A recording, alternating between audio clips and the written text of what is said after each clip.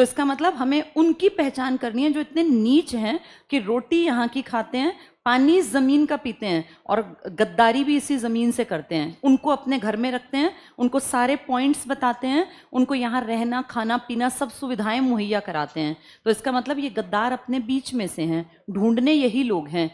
जिनका बेटा गया, जिनका पति गया, जिसका बाप गया, इमेजिन करो उनकी ज़िंदगी। आज तो हम बात कर रहे हैं, लेकिन 1 महीने बाद तो कोई बात नहीं कर रहा होगा, इनफैक्ट 2 दिन बाद ही कोई बात नहीं कर रहा होगा।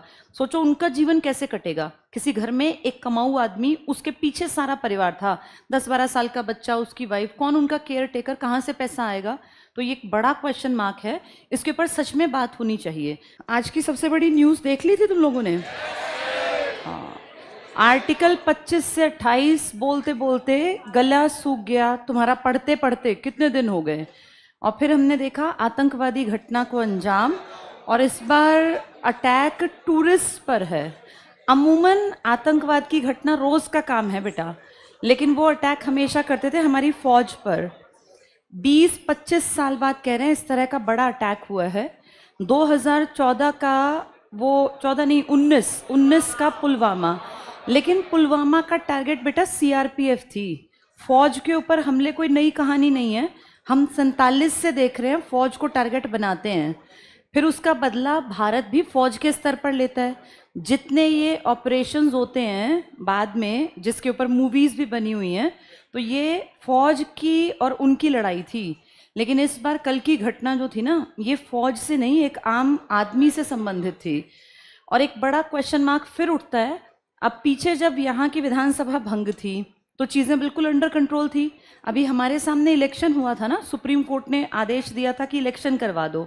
इलेक्शन करवाया, नई सरकार गठित हुई, बिल्कुल हरियाणा, और इसका एक ही दिन रिजल्ट आया था, कुछ ही महीने पुरानी बात है। और फिर से ये बड़े लेवल पर आतंकवाद की घटना। इस घटना का सीधा संबंध क्योंकि आम आदमी से है, तो अब एक क्वेश्चन मार्क है कि क्या सच में ये वर्ड जो हम इतने दिन से पढ़ रहे हैं, सेक्युलरिज्म की बातें कर रहे हैं, मैं रोज पढ़ा रही हूँ, धर्मनिरपेक्षता के 2 मतलब हैं, भारत का अपना कोई धर्म नहीं है। इस पे तो एक क्वेश्चन मार्क फिर से लग गया कि क्या भारत का सच में अपना कोई धर्म नहीं है? अगर नहीं है तो कल जिन लोगों का मर्डर हुआ, जिन लोगों को मारा गया, उनसे तो पहला क्वेश्चन ही ये था कि किस धर्म के हो। अगर भारत का अपना कोई धर्म नहीं है तो फिर धर्म आधारित मर्डर कल सबके सामने है। और ये तो सोशल मीडिया पावरफुल है, हमें वो दिख रही हैं, वरना तो बेटा बस सुनते थे कि ऐसा हुआ, बताने वाले लोग भी कम थे।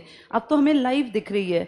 वो एक वीडियो कितनी भयावह है जिसमें एक बच्चा, उसकी माँ और 3-4 लोग आ रहे हैं, और बच्चा एकदम से वो आर्मी वालों की वर्दी देख के डर जाता है कि शायद ये टेररिस्ट हैं। 10-12 साल का लड़का, वो चिल्ला रहा है तेज से, उसकी माँ भी हाथ जोड़ी, मेरे बच्चे को मत मारना। वो कहती है मेरे आदमी को तो मार दिया। फिर वो कहते हैं हम इंडियन आर्मी हैं, जैसे किसी के साथ सच में ऐसा हुआ होगा। इमेजिन करो उसकी जगह हम हो। ये तो कोई भी हो सकता है बेटा, ये पता थोड़ी ना है। जितने लोग गए थे सब घूमने ही तो गए थे। उनके ऊपर अटैक वो सिर्फ उनके ऊपर नहीं है। कितनी अजीब बात है कि इस बहुसंख्यक आबादी वाले देश में, जहाँ सबसे ज़्यादा संख्या ही हिंदुओं की है, वहाँ पूछ पूछ के मर्डर किया गया कि किस धर्म से हो। और जैसे इस पे एक सवालिया निशान है अब कि क्या इस देश में फिर ऐसी एरियाज़ में बहुसंख्यक भी सेफ हैं? मैं सब मुसलमानों के खिलाफ नहीं हूँ, बहुत सारे मुसलमान अच्छे भी हैं। डॉक्टर एपीजे अब्दुल कलाम मुसलमान ही थे बेटा, हम ये कैसे कह दें कि सभी खराब हैं? लेकिन एक बात तो कंफर्म है कि जो ये नीचता के काम करते हैं, इनको कहीं ना कहीं सपोर्ट आम आदमी ही देता है। कोई सीधा उड़ता हुआ तो पाकिस्तान से नहीं आया होगा ना, जिसने ये सब कुछ प्लान किया। जिस घाटी में अटैक हुआ वहाँ कोई गाड़ी भी नहीं जाती है, वहाँ जाने के सिर्फ 2 ही रास्ते हैं, या तो पैदल जाओ या फिर वो घोड़े खच्चर पे लेके जाते हैं। इसका मतलब ये प्री प्लान्ड था, एकदम से नहीं होता बेटा। एकदम से तो होता कि बाय चांस चले गए कहीं, गाड़ी में चले गए या ऐसे।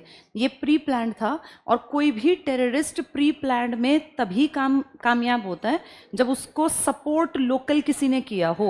वो कहीं रुके भी होंगे, उन्होंने खाना भी खाया होगा, कुछ दिन से वो रेकी वगैरह भी कर रहे होंगे ना। वो एग्जैक्टली 2:30 बजे जब वहाँ सबसे ज़्यादा टूरिस्ट होते हैं, वहाँ कैसे पहुँच गए, और उनको वो रास्ता, वो सब चीज़ें वहाँ तक पहुँचाना, इसमें ये दिखती बात है, ये पब्लिक सपोर्ट था पीछे से। कौन था कौन नहीं ये मैटर ही नहीं करता। मैटर ये करता है कि उनको वो हरकत करवाने में पब्लिक का भी, कुछ लोगों का, सबका नहीं लेकिन कुछ नीच लोगों का तो योगदान है ही। अब ऐसे लोग उस जनता के बीच में से हैं, तो अब ये क्वेश्चन मार्क ये है, जैसे हम इंडियंस की प्रॉब्लम क्या है, हम इसको सिर्फ एक नज़रिए से देखेंगे, हिंदू मुसलमान। और हमारे इस देश की खबरों से आज पाकिस्तान तो खुशी हो रहा होगा, और वो इस उम्मीद में होगा कि कब इनका कलेश बढ़ेगा और ये आपस में लड़ेंगे हिंदू मुसलमान, क्योंकि कहीं ना कहीं धर्म का मुद्दा है। लेकिन अब हम इंडियंस को पढ़ लिख के समझना पड़ेगा कि ये सारे मुसलमानों के खिलाफ थोड़ी ना हम लोगों को लड़ना है। एक कम्युनिटी के कुछ लोग हैं जो नीच हैं, कुछ लोग अच्छे भी हैं, कुछ लोगों ने अच्छे बयान भी दिए, कुछ लोगों ने अच्छी उनकी मदद करने की कोशिश भी की। प्रॉब्लम ये है कि हमारे देश में जहाँ बहुसंख्यक हिंदू हैं, हम दावा करते हैं जनगणना के आधार पर 82% हिंदू हैं यहाँ। अगर 82% 80% हिंदू हैं तो फिर हिंदुओं को इतना डर होना चाहिए कि वो कहीं जा रहे हैं तो इस तरह से मार दिए जाएंगे। और कितने यंग कपल, एक की तो 3-4 दिन पहले शादी हुई, एक की फरवरी की शादी। एक परिवार तो कर्नाटका से अपने बेटे के अच्छे मार्क्स आए तो उसके फादर ने कहा घूमने चलते हैं और कश्मीर देख के आते हैं। सोचो कर्नाटक का एक आदमी कश्मीर किस उस पे आया होगा कि वहाँ सेफ्टी है, सिक्योरिटी है। अब पिछले 2 सालों में टूरिज्म से बहुत पैसा कमाया कश्मीर ने। 23 मिलियन कह रहे थे लोग गए हैं, यानी करोड़ लोग, 2 करोड़ लोग से ज़्यादा। इमेजिन करो, एक परिवार, तुम ही अपने आप को सोचो, कहीं कश्मीर घूमने जाना हो, एक आधे हज़ार से काम नहीं चलता बेटा। कश्मीर जाने का मतलब आप कम से कम एक आदमी का सबसे कम खर्चा भी 20-30 हज़ार, सबसे कम कह रही हूँ। अगर आप प्लेन में, फ्लाइट में जाते हैं, एक ठीक ठाक से होटल में स्टे करते हैं तो आप 40-50, फिर कुछ खरीद के भी लाता है आदमी। अगर वो दूसरे एरिया में जा रहा है तो कोई ड्राई फ्रूट के नाम पर कोई वहाँ पश्मीना शॉल खरीदेगा, कोई कोट खरीदेगा, कोई जैकेट, कोई मफलर, कोई कैप। हर आदमी शॉपिंग करता है थोड़ी बहुत लोकल मार्केट से। उस लोकल मार्केट का हर दुकानदार मुसलमान है। उस मार्केट में सोचो, आज उस मार्केट में एक सिंगल ग्राहक दिखेगा नहीं। और क्या आज ये घटना भूलेंगे कैसे? जिसने प्लान बनाया था कि हम पहलगांव जाएंगे, कश्मीर जाएंगे, तुम्हें लगता है वो जाएंगे? एक बड़ा क्रॉस लग गया, नहीं जाएंगे। नहीं जाएंगे से प्रभावित कौन हुआ? जाने वाला तो बेटा वहां नहीं तो कहीं और जाएगा। जिसका टारगेट घूमना है वो तो घूमेगा। ये लात लगी है उन कश्मीरी लोगों के ऊपर जिनकी रोजी रोटी चलती थी टूरिस्ट के कारण, उन होटल वालों के ऊपर जिनका होटल का किराया से उनके घर चलते थे, उन रेहड़ी वालों के ऊपर जिनके शॉल मफलर खरीद के लोग अपने घर ले जाते थे, उन खच्चर वालों के ऊपर जिनकी रोजी रोटी वो खच्चर दिन भर में टूरिस्ट को ऊपर ले जाता है और उनसे पैसा कमाता है। तो ये मुसलमानों को भी समझना पड़ेगा कि ये जो लोग टेररिज्म को बढ़ा रहे हैं ना, ये एक्चुअल में उनके बच्चों के पेट पर लात मार रहे हैं। ये टूरिस्ट जैसे ही पीछे हटेगा तो इसका सबसे बड़ा नुकसान इसी को तो है, कश्मीरी। और मैंने आपको टाइम टू टाइम बताया, हमारे इस कश्मीर, लेह लद्दाख और जम्मू की आबादी की प्रतिशतता में भी अंतर है। जम्मू में ज़्यादा हिंदू हैं मेजॉरिटी में, कश्मीर में ज़्यादा मुसलमान हैं, और लेह लद्दाख की बेल्ट में बुद्धिस्ट ज़्यादा हैं, है ना। लेकिन कम्युनिटी तो बेटा मिक्स रहती है ना, हर कोई कहीं भी रह सकता है। तो इस हिसाब से अगर देखें तो इस टेररिज्म अटैक का सबसे बड़ा नुकसान जो भुगतेंगे ना, वो कश्मीरी भुगतेंगे। कश्मीर की रीढ़ है टूरिज्म। कश्मीर के पास अपना कोई बहुत पैसे का दूसरा साधन नहीं है। कश्मीर खेती में नंबर 1 नहीं हो सकता। हाँ ठीक है, केसर उनकी एक ताकतवर चीज़ है, पर बेटा अकेला केसर थोड़ी पेट भर देगा। कश्मीर में सबसे ज़्यादा इनकम का साधन टूरिज्म है, इससे बहुत पैसा आता है वहाँ। वैसे भी देखो, दुनिया में कहावत है कि धरती पर कहीं स्वर्ग है तो यहीं है। कश्मीर के लिए तो कहते हैं, जम्मू के लिए नहीं कहते इस बात को, ना लेह लद्दाख के लिए कहते। अगर घूमने आते हैं, अब इन मरने वाले 26-28 लोगों में 2 तो विदेशी हैं। उन विदेशियों के अखबारों में क्या छपेगा, उनकी सोशल मीडिया पे क्या चलेगा कि इंडिया में टेररिज्म का इतना बुरा हाल है कि टारगेट करके टूरिस्ट को मारते हैं। तो तुम्हें लगता है उन देशों से वहाँ यहाँ टूरिस्ट आएंगे? ये बात बहुत छोटी नहीं है। अगर इसको फील करें तो ये पूरे देश की इमेज भी गिरेगी कि टूरिज्म के नाम पे इंडिया में पता नहीं कौन किसका मर्डर कर दे, कौन कहाँ कब किसका रेप कर दे। ये हम लोगों को ना, पढ़े लिखे लोगों को समझना चाहिए कि ये घटना मात्र नहीं है, इसका इम्पैक्ट दूसरे देशों तक जाएगा। और अब क्योंकि वाइस प्रेसिडेंट अमेरिका का भारत की यात्रा पर है, तो ये बहुत बड़ा इंटरनेशनल मुद्दा है। इस टाइम पर ज़रूरत है कि इन चीज़ों पर डिस्कशन हो और आम आदमी भी जागरूक बने। बेटा ये 4 पन्ने पढ़ लेने से कि संविधान की प्रस्तावना में लिखा गया है कि हम धर्मनिरपेक्ष हैं और हम इसको बाद में लेके आए हैं वर्ड को, मैंने बताया था तुम लोगों को ये 1976 में 42वां संविधान संशोधन करके हमने इस प्रियम्बल में जोड़ा था धर्मनिरपेक्षता का शब्द, पहले नहीं लिखा था। तो उस हिसाब से क्वेश्चन मार्क उभर गया ना। लिखने वाले बहुत सोच समझ के लिख के गए हैं, लेकिन जब ऐसी घटनाएं होती हैं तब फिर लगता है कि कहीं ना कहीं बड़ा एक्शन लेना पड़ेगा, लेकिन वो एक्शन किसी धर्म के खिलाफ ना हो, क्योंकि बेटा कुछ अच्छे लोग भी हैं जो आज भी देश के लिए काम कर रहे हैं। हम ना भूलें कि इस देश में बहुत बेस्ट काम करने वालों में एक लंबी कतार है, जिन लोगों ने आज भी फौज में बहुत सारे मुसलमान हैं, आज भी बहुत सारे बड़े बड़े साइंटिस्ट जो हैं वो मुसलमान हैं। तो ये कम्युनिटी या किसी धर्म के प्रति नहीं होना चाहिए, लेकिन हाँ ये कश्मीर के लोगों को समझने की ज़रूरत है कि कोई उनके घर के अंदर बैठ के उनके बच्चों के लिए फ्यूचर पे एक काला अंधेरा उसने एक तरह से धब्बा लगा दिया। क्योंकि अब वहाँ पर अगर टूरिज्म नहीं रहेगा, जो बेरोज़गारी है ना, ये एक बहुत अच्छी चीज़ साबित होती है उन लोगों के लिए जिन्हें जवान लड़के चाहिए गलत रास्ते पे चलाने के लिए। अगर सब लड़के नौकरी पेशा होंगे, बिजनेस करते होंगे, तो कोई क्यों उनके चंगुल में फंसेगा। उन्हें तो ये ढूंढने हैं ना, जितने ज़्यादा लड़के बेरोजगार जो भूखमरी से पीड़ित हैं वो कुछ भी काम करने को तैयार होंगे, किसी भी हद तक गलत काम भी करेंगे, क्योंकि बेटा भूख तो कुछ भी करा सकती है। उनका तो टारगेट है बेरोजगार हो युवा। लेकिन अब अगर देखें पिछले कई सालों से, मैंने आपको देखो कितनी बार पढ़ाया, आर्टिकल 370 पढ़ाया था, ये विशेष राज्य का दर्जा हमारे सामने तो खत्म हुआ। हमने डिस्कशन किया ना इसके ऊपर 31 अक्टूबर 2019।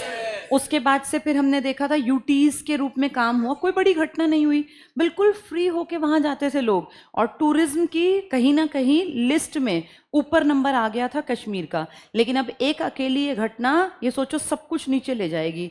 वहां के मुसलमान भुक्तभोगी बनेंगे, उन्हीं की कम्युनिटी के लोगों ने ये गड़बड़ की और नुकसान किया उनका, क्योंकि एक्चुअल में वो मुसलमानों का भला चाहते ही नहीं है बेटा। वो तो चाहते हैं कि उनकी दुकानें ना चलें, उनका बिजनेस ना चले, उनके लड़कों को काम ना मिले, क्योंकि जितने ज़्यादा लड़के बेरोजगार होंगे उतना उन टेररिज्म ग्रुप को फ़ायदा होगा, उनकी संख्या बढ़ेगी।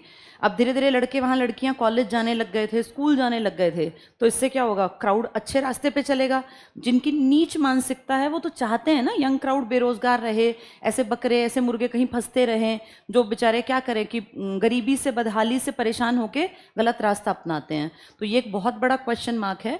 और मैं आज सुबह यही सोच रही थी कि हम कितने दिन से मैं तुम्हें पढ़ा रही हूँ, आर्टिकल 25, 26, 27, 28 धार्मिक आज़ादी की बात करता है। वो कहता है अपने कपड़े अपने हिसाब के पहनो, अपने धर्म की चीज़ों का पालन करो। हम पढ़ रहे थे सिख बंधुओं को पगड़ी पहनने से कोई नहीं रोक सकता, धार्मिक है। ऐसे ही मुस्लिम वो जो उनकी ड्रेसिंग की चीज़ें हैं, जो भी चीज़ें, ये सब फ्रीडम देती हैं। मतलब भारत के संविधान ने सबको बराबरी पे रखा हुआ है। लेकिन जब ऐसी घटनाएं होती हैं फिर एक मन में एक क्वेश्चन मार्क उठता है कि क्या सच में इतनी आज़ादी देना ठीक है। फिर एक तरफ मन कहता है कि नहीं, डॉक्टर एपीजे अब्दुल कलाम भी तो एक व्यक्ति थे जिसने भारत को आगे बढ़ाने में अपनी तरफ से कोई कसर नहीं छोड़ी। फिर हम सबको एक तराजू में कैसे तोलें। लेकिन अगर हम इतने उदारवादी बने रहेंगे और कोई एक्शन नहीं लेंगे ना, तो फिर बेटा आज जनता है, कल उस जनता का चेहरा हम में से भी कोई हो सकता है।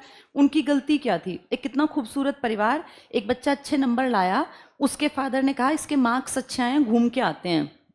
और उनकी वो वीडियो देखना जिसमें वो एक दिन पहले अपनी वीडियो हस्बैंड वाइफ ने बनाई है। उन्होंने कहा कश्मीर बहुत खूबसूरत है, यहाँ कोई डर नहीं है। कल हम लोगों ने हाउस बोट में रुक के देखा और अभी हम शिकारा में जा रहे हैं। शिकारा वो जो नाव सी होती है, और फिर उन्होंने उस आदमी का नाम लिया जो शिकारा चला रहा है, मुस्लिम नाम है वो। आज वो वीडियो चल रही थी, उस औरत ने, आदमी ने उनका नाम लेके प्रेज किया कि बहुत सुंदर है कश्मीर और सबको यहाँ घूमने आना चाहिए। फिर उसी के साथ अब कल देख रहे हैं तो उसका हस्बैंड मार दिया गया। और उसका हस्बैंड मारने के बाद उस औरत ने जब कहा कि मुझे भी मार दो, तो बोले तुझे नहीं मारेंगे, मोदी को कह दियो, तू बताने के लिए छोड़ दिया तुझे। यानी एक खुला चैलेंज हो गया। वो औरत सोचो कितनी परेशान, कल तक तो वो क्या वीडियो बना रहे थे और आज उनके साथ क्या हुआ। नॉर्मल तुम्हारे मेरे जैसे घर वाले ही तो लोग हैं बेटा। एक न्यूली मैरिड कपल था, उसका हस्बैंड 3 दिन पहले शादी हुई थी, उसको मार डाला। जैसे एक हस्बैंड वाइफ खा रहे थे भेलपुरी वगैरह, एक आदमी आया कुछ भी नहीं और पूछा किस धर्म से, और सीधे शूट कर दिया। जैसे इस बात को वो इतने 10-10, 12-12 साल के बच्चे जिंदगी भर भूल नहीं पाएंगे, ना उनका पढ़ने में मन लगेगा, ना जिंदगी में वो कोई बड़ा स्टेप ले पाए। जैसे सोच के देखो मन में उनके में क्या बात बैठ गई। फौजी को आता देख वो बच्चा एकदम रोने लग गया, उसके एकदम ऐसा हो गया कि मैं क्या करूं, और उसकी माँ हाथ जोड़ के कह रही है कि मेरे बच्चे को मत मारो, मेरे बच्चे को, क्योंकि उनको लगा कि ये भी टेररिस्ट हैं। जैसे जिन पे बीती है वो हमारे जैसे ही तो हैं, और अपने आप को वहाँ रख के देखें तो लगता है बहुत ज़्यादा गलत हुआ। और ऐसे टाइम पर ना बेटा बड़े स्टेप लेने चाहिए, बहुत बड़े स्टेप। दुनिया का सबसे बड़ा संगठन है यूएन। जैसे ये छोटी चीज़ें नहीं है ना कि आप एक ऐसे देश में जहाँ बहुसंख्यक जो कम्युनिटी है आप उसी का मर्डर कर रहे हैं, और वो देश कितने सालों से कह रहा है कि हम धर्मनिरपेक्ष हैं, हम धर्मनिरपेक्ष हैं। हमारे देश में हमने सबको बराबरी का अधिकार दे रखा है, हमने आर्टिकल 29-30 स्पेशल लिख रखे हैं अल्पसंख्यकों के लिए, हमने उनकी लिपि तक की, उनकी शिक्षा तक की गारंटी दे रखी है, और कोई छीने तो सीधे कोर्ट का रास्ता दिखा रखा है, सुप्रीम कोर्ट का आर्टिकल 32। यानी ये 25 से 28 और 29-30 जो हम इतने दिनों से पढ़ रहे हैं, मैं तुम्हें कितनी बार खोल खोल के पढ़ाती हूँ, हम प्रस्तावना पढ़ रहे हैं, फिर ये सब लगता है कि कहीं ये बेमानी तो नहीं है कि सबको बराबरी दे के हम ही नुकसान खा जाएं। जिनका बेटा गया, जिनका पति गया, जिसका बाप गया, इमेजिन करो उनकी ज़िंदगी। आज तो हम बात कर रहे हैं, लेकिन 1 महीने बाद तो कोई बात नहीं कर रहा होगा, इनफैक्ट 2 दिन बाद ही कोई बात नहीं कर रहा होगा। सोचो उनका जीवन कैसे कटेगा। किसी घर में एक कमाऊ आदमी, उसके पीछे सारा परिवार था, 10-12 साल का बच्चा, उसकी वाइफ, कौन उनका केयर टेकर, कहाँ से पैसा आएगा। तो ये एक बड़ा क्वेश्चन मार्क है, इसके ऊपर सच में बात होनी चाहिए। अब देखते हैं सरकार स्टेप क्या लेगी।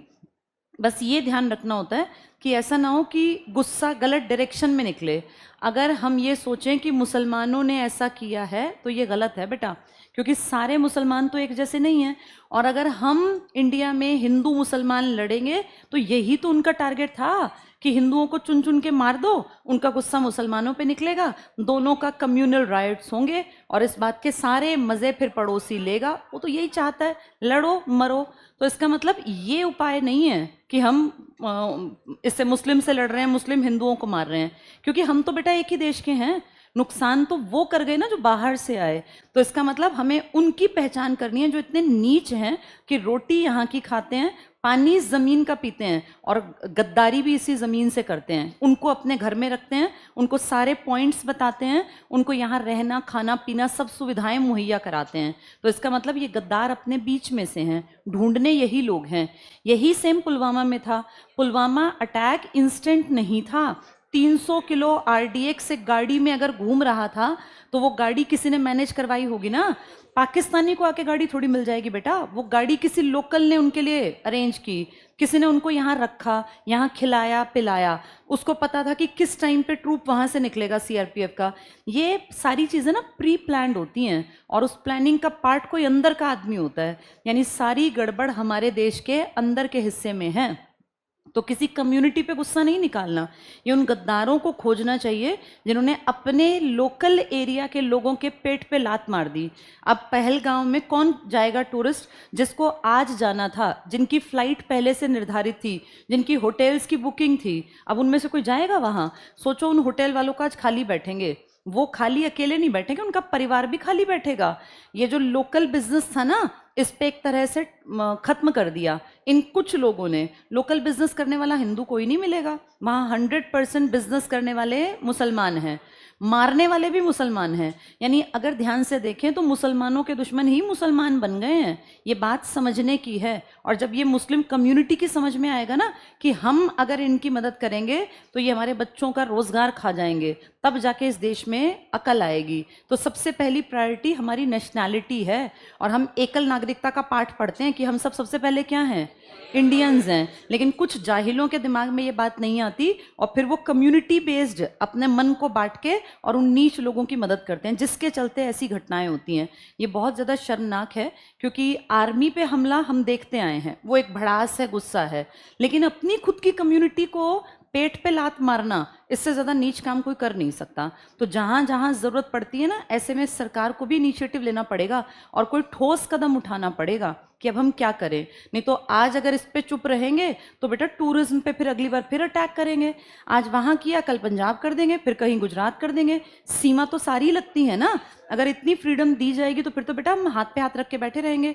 बड़ा स्टेप लेने की ज़रूरत है। सरकार क्या करेगी वो अब देखना पड़ेगा। पर सच में बहुत ज़्यादा चिंताजनक बात है ये कि नॉर्मल आदमी को टारगेट बनाया। अमूमन टेररिस्ट मारते हैं पुलिस वालों को या फिर फौजियों को, क्योंकि वो उनसे चिढ़ते हैं, लेकिन नॉर्मल जनता पे अटैक करना ये तो सीधे सीधे दिखाता है कि वो चाहते हैं शायद कि हम लड़ें झगड़ें, एक कम्युनिटी दूसरी कम्युनिटी का मर्डर करे, दंगे हों, जिसका प्रभाव क्या होगा, इंटरनेशनल मार्केट में हमारी वैल्यू घटेगी कि आज भी इतने जाहिल हैं कि ऐसे ही लड़ते हैं जैसे कभी 47 में लड़े थे। तो इन सब चीज़ों को समझ के आगे बढ़ना पड़ेगा। एक कम्युनिटी विशेष से नफरत नहीं करनी, लेकिन स्टेप ज़रूर लेना पड़ेगा उन नीच लोगों के खिलाफ जो एक कम्युनिटी से संबंध रखे और मदद कर रहे हैं दुश्मन की, और अपनी ही खुद की कम्युनिटी का नुकसान कर रहे हैं।